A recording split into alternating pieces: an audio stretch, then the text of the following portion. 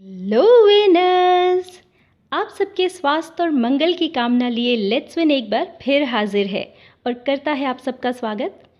दोस्तों, आज के वीडियो को ना ही लाइक करने की बात होगी ना सब्सक्राइब करने की, लेकिन अगर आज के वीडियो में बताई गई गलतियां आपके परिवार या दोस्तों में कोई भी कर रहा हो तो प्लीज़ वीडियो को उन तक ज़रूर पहुंचाएं। हो सकता है आप किसी की जान भी बचा सकें। आज का वीडियो बनाने के लिए हाल ही में कारण दिया हमारे ही परिचित एक वरिष्ठ सज्जन ने, जिन पर चारों तरफ फैली महामारी की खबरों का खासा असर हुआ। रही बची कसर उनके शुभचिंतकों ने पूरी कर दी, जिन्होंने उन्हें सलाह दे डाली कि ऐसी बीमारियां और शरीर में दर्द धूप की सिकाई और बढ़े तापमान से ठीक हो जाती हैं। सोचिए उन्होंने क्या किया होगा। उन्होंने की परिवार वालों के लिए मुसीबत खड़ी। 4-4 घंटे सुबह शाम धूप में बैठना और हर वक्त ये सोचना कि बस अगला शिकार तो मैं ही, ने इस सज्जन को रातों रात अस्पताल पहुंचा दिया। और इस पूरे घटनाक्रम ने मजबूर कर दिया कि आपसे ओ हेनरी की रचना की बात की जाए। हो सकता है आज बताई जाने वाली कहानी आपने पढ़ी या सुनी हो। जिन्होंने नहीं भी पढ़ी या सुनी होगी उनके लिए ये हाजिर है, लेकिन इसके साथ हम उन उपायों की भी बात करेंगे जो हमें कभी ऐसी परिस्थिति में पड़ने ही ना दें। तो बात करते हैं द लास्ट लीफ की। कहानी है सू और जॉन्सी नामक दो मित्रों की, जो कलाकार हैं और एक पुराने घर में तीसरी मंजिल पर रहती हैं। जॉन्सी को नवंबर में निमोनिया हो जाता है और उसकी स्थिति गंभीर हो जाती है। दिन भर अपने बिस्तर पर पड़ी वो सिर्फ खिड़की से बाहर देखती रहती है। सू को अपने मित्र की काफ़ी चिंता थी। उसने डॉक्टर को भी बुलाया, जो लगभग हर दिन जॉन्सी को देखने आते, लेकिन जॉन्सी की हालत में कोई भी सुधार नहीं था। डॉक्टर ने सू से पूछा भी कि जॉन्सी किसी बात से परेशान है क्या, लेकिन सू को इसकी कोई जानकारी ही नहीं थी। तब डॉक्टर ने कहा कि लगता है जॉन्सी ने ये बात मन में बिठा ली है कि वो ठीक नहीं होने वाली। ऐसे में उसकी मदद दवाइयाँ भी नहीं कर सकती। सू ने हर कोशिश की कि वो जॉन्सी को बेहतर महसूस करवा सके, उससे कपड़ों की, फैशन की बात की, लेकिन जॉन्सी बिस्तर से नहीं उठी। सू ने जॉन्सी के ही कमरे में ड्राइंग बोर्ड लगाकर पेंटिंग करना शुरू कर दिया। काम करते वक्त गुनगुनाती भी रही ताकि जॉन्सी का ध्यान अपनी बीमारी से हटे। अचानक उसने जॉन्सी के कुछ बुदबुदाने की आवाज़ सुनी। जब वो भागकर जॉन्सी के बिस्तर तक गई तो पता चला जॉन्सी उल्टी गिनती गिन रही थी। 12, 11, 10, 9, 8, 7। सू ने घबरा कर बाहर झांका। उसे बाहर सिर्फ एक आईवी की बेल दिखाई दी। बाहर तेज हवा के कारण उस बेल की पत्तियां गिर रही थी। सू ने पूछा, क्या हुआ जॉन्सी? जॉन्सी ने बस धीरे से कहा, 6। फिर उसने सू को बताया कि किस तेज़ी से पत्तियां गिर रही हैं। 3 दिन पहले आईवी की बेल पर कई पत्तियां थीं, लेकिन अब सिर्फ 5 बची हैं। सू ने कहा, पतझड़ है, पत्ते तो झड़ेंगे ही। लेकिन जॉन्सी ने दृढ़ता से कहा, मुझे 3 दिनों से मालूम है, आखिरी पत्ता गिरते ही मैं भी मर जाऊंगी। सू ने कहा, क्या बकवास है ये? भला पत्तों का तुम्हारे ठीक होने से क्या मतलब?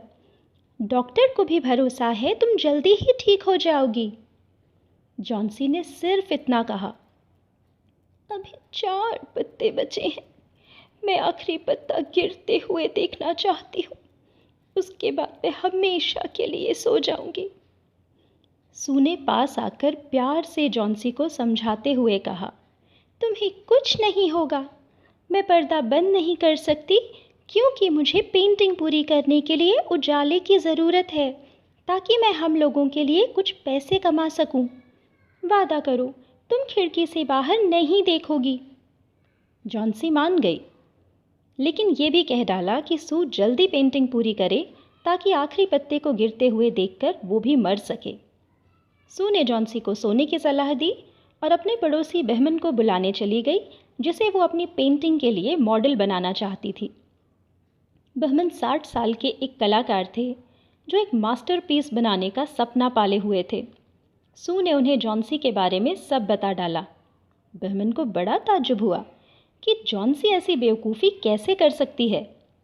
सू ने अपनी चिंता जताई कि किस तरह बुखार होने पर भी जॉन्सी कुछ नहीं खा पी रही। बहमन ने सू के साथ जाकर जॉन्सी को देखा जो उस वक्त सो रही थी।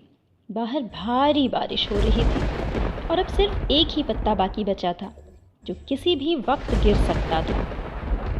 बहमन बिना कुछ कहे वापस चले गए। अगली सुबह उठते ही जॉन्सी ने जिद की कि सू पर्दा खोल दे। सू ने बहुत संकोच के साथ जैसे ही पर्दा खोला, उसके आश्चर्य का ठिकाना न रहा। वो खुशी से चीखी और जॉन्सी को बताया कि इतने तूफान के बाद भी पत्ता अपनी जगह पर है और काफ़ी हरा और अच्छा दिख रहा है।